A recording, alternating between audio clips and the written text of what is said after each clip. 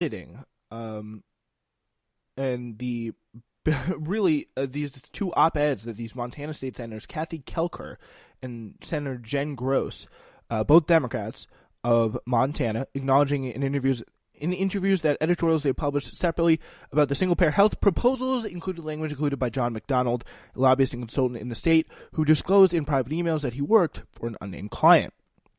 Gross said that McDonald contacted her on behalf of Partnership for America's Healthcare Future, a multi-million-dollar industry group funded by 2018. Founded in 2018. Sorry. This group is founded in 2018. I wonder why. Could it be just with the sole purpose of stopping Medicare for all? Like, honestly, at this point, like, if you don't see a clear, like, if you alarm bells don't go off in the head when we hear the Partnership for America's Healthcare Future, like that should be dead right away for people. This group is full of industry professionals, industry people who want to stop Medicare for all because it's just not going to be good for them, and their big insurance people are going to lose out. So Gross said that McDonald contacted her on behalf of Partnership for America's Healthcare Future, again a multi-million-dollar industry group founded in 2018 and funded by hospitals, private insurers, drug companies, and other private healthcare firms. Additionally, an aide to Ohio State Senator Steve Huffman confirmed in a brief interview that the lawmaker's op-ed criticizing Medicare for All was written with the help of Catherine DeLand, an Ohio-based lobbyist. None of the lawmaker's columns disclose that they were written with the help of a lobbyist. The emails, though, show how even at the state and local levels, lobbyists are trying to bend public opinion away from an idea that sees much of the debate during the current Democratic presidential primary. It's going to be something that a lot of people on the left, through grassroots activism and really not as much money, are going to have to fight for and push for.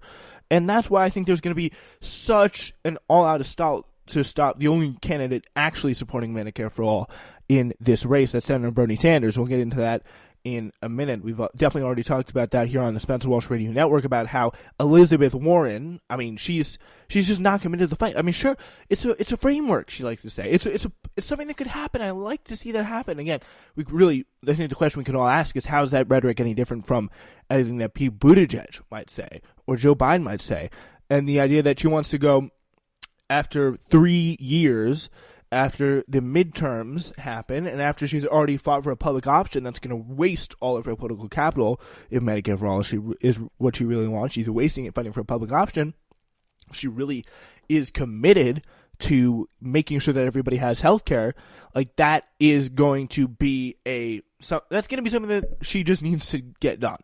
Like, that's something that she would be like, screw all my other priorities. Like, that's like, I'm sorry. The case is she is just not committed as much as Senator Bernie Sanders. It's just the truth. But anyway, these two candidates, Bernie to a larger degree than Warren, have proposed a massive redesign of the healthcare system that would leave private insurance on the outside, kind of looking in here. The documents were provided to the Post by the nonprofit advocacy group Medicare for All Now, which supports the single-payer system. The group obtained documents through Freedom of Information Act requests. The revelation comes amid a fierce debate among Democrats nationwide about the best way to address healthcare concerns. It's really going to be, I think, a defining issue in the broader fight that is, in turn, going to define this primary here, with the battle between the left and the right of the Democratic Party. Healthcare remains a top issue for many voters, the top issue. And industry groups and moderate politicians have warned that the ideas pursued by Sanders and Warren as well could be viewed as too extreme and lead Democrats to lose the 2020 election. They're also actually going to end up hurting them monetarily.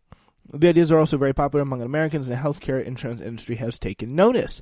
The emails offer a glimpse into the industry mobilization against both single-payer and a public option, a government-run insurer that would compete with private plans. And guess what? That is something that the insurance companies, these moderate Democrats, these Republicans, would fight with just as much gusto, and just as much emphasis as they would fight for a Medicare for All plan. Because It's just the reality.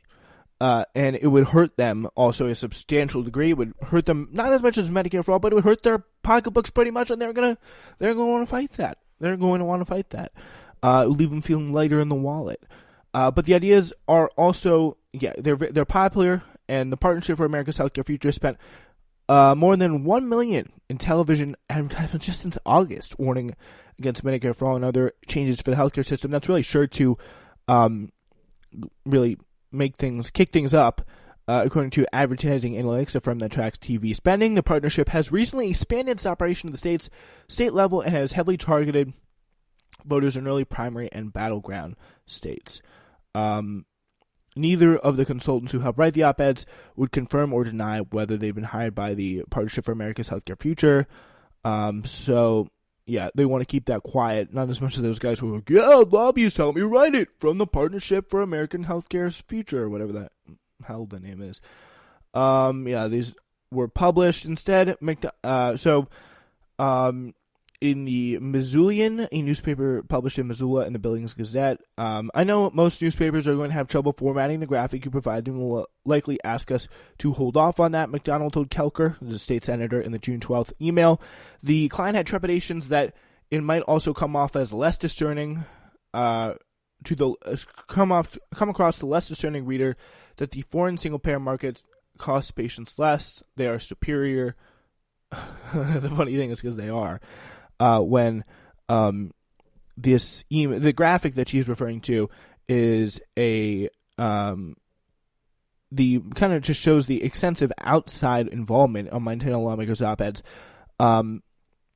Kelker and I believe Smith is her name. In the Microsoft Word document, MacDonald removed 3 paragraphs from a draft of Kelker's op-ed that pointed out that the United States clearly spent significantly more on healthcare per capita than any other developed nation. That's just making the case for Medicare for All. That's a funny thing. He also deleted a table from the lawmakers' original draft showing that the U.S. has a higher healthcare spending per capita than France, Germany, Norway, and Switzerland. Again, also making the case for Medicare for All. McDonald wrote in the draft that he sent back to Kelker that extreme ends of the political spectrum are offering healthcare proposals, while what most Montanans and Americans would prefer lies somewhere in the middle. In his revisions, McDonald also added a sentence that calls for a more government-controlled healthcare system. Are misguided as well. Anything that lets the private people lose any power is unacceptable to McDonald here. In an interview, Kelker said, it's common for state legislatures to publish their under their name op-eds they did not write. That's pretty normal, she says. This must be one of the dumbest people alive. Also, most of the time for legislators, at least in Montana, they were written by someone else. A helper person, not necessarily a lobbyist. I normally write all the text from my op-eds. She added, I suppose I'm fairly naive. As the legislator, you learn to sort out who is a good guy and who is not. In terms of lobbyists, and McDonald has always been really straight. I don't hang out or do anything with lobbyists much, but I really do trust him.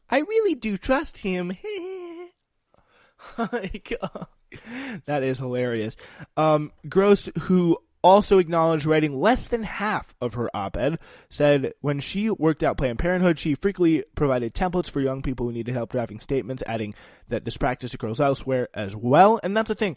It's so underreported how much lobbyists do control state politics.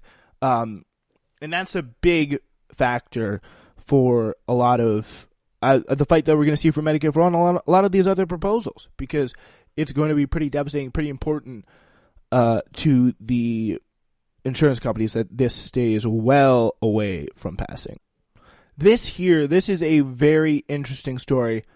I do want to get into this here, that the fact that there has been another push for Medicare for All and kind of a change in how we see things on the political side of the matter here. There has been a pretty interesting article, I'd say, in the Washington Post about some of the politics for Elizabeth Warren's campaign, and this is definitely a lot more, I think, political than what we talked about earlier. But this is, I think, in large degree, kind of a exemplary with the fight that can really, I think, damage a bunch of people that have kind of struggled to kind of. I think the big problem that is going to send most of these people down is like people. It's impossible for a voter to kind of make out where they stand. Like, they just keep changing their positions. They keep guessing. Like, we don't know what they stand on the issues. They're equivocating on this, changing on that. Like, the people who probably have been the most consistent in this race, funnily enough, are Joe Biden and Bernie Sanders. Like, Biden has been like, no, we can't do this. And Biden's been like that. And Bernie has been much more of a kind of a, yes, we can. This is something that we can do candidate. Like we can, not to borrow a phrase here from Obama, because I don't want to run the risk of comparing the two here. But it's just a not really accurate, it's not a really accurate portrayal. But the thing is, I think that we've seen Elizabeth Warren, kind of in the same way of Kamala Harris, really equivocate on Medicare for All and healthcare, which is such an important issue in the Democratic primary. And Jeff Stein, Annie Linsky, and Dan Balls have this article that I do want to get into here. And it says, in mid-November, a few dozen of the country's most influential advocates for Medicare for All were reviewing details of Senator Elizabeth Warren's plan to finance the proposed government-run program when they learned she had unexpectedly changed her position. Warren, who had excited liberals when she initially embraced a Medicare for All idea proposed by rival presidential candidate Bernie Sanders, was suggesting a more centrist idea to delay the enactment of the program pretty much until she lost all political support fighting Medicare for fighting for a public option again, which I think people don't understand. It would be such a big fight in the first place because insurance companies, they're very much against this entire situation. They're very much opposed to Medicare for All on principle, and they think it's a very bad idea. So I don't see how they would really step to the tune of Elizabeth Warren here very easily, and they I think sure, like, she thinks, like, I don't know if she's either like naive or what the case is here, but it's just seems like the situation that she's portraying here just kind of like lacks just kind of basic logical politics. I'm no political expert, but I know what happens after a midterm, especially when the candidate who wants, or the president who wants to get something done, has already wasted their political capital on a fight that isn't what she really wants to get done. If she really wanted to get to Medicare for All, she would be pushing for Medicare for All in a much... She would do it first thing. If that's her end goal, she would do it first thing, because public option is going to be an incredibly tough fight that a lot of people are going to do a lot of pushback on it, from lobbyists to even people in the Republican and especially even in the Democratic Party. You think Nancy Pelosi is going to be on board with this? I got another thing coming for you if that's what you think. So, yeah. So, yeah, she wanted to delay the enactment of the single-payer system and in the interim give consumers the choice to opt in. The change might have seemed insignificant to most Americans, but to many in the suburban Washington conference room, she had it marked a pretty abrupt retreat, according to several people in attendance. I think actually Americans kind of understand the difference between wanting to pass something first 100 days right away and 3 years after the midterms, after you lose a lot of your political power just on paper, and spend a lot of your political capital legislatively. Like, it means you don't care about the issue. It's that simple. It means you do not care as much about the issue. It's just the facts. What can I say? Anyway, so that moment has really kind of highlighted the political turbulence that Warren has experienced in recent weeks as she attempts to extricate herself from a policy dilemma that's blunted her steady rise to the top of the Democratic polls. And I think it's going to be a big deal because we saw what happened with Kamala Harris again when she tried to equivocate. It was not good for her. It was not good at all. So if she comes and tries to get more into that. Like something bad things could come her way. I'm getting the sense, and it'd be interesting to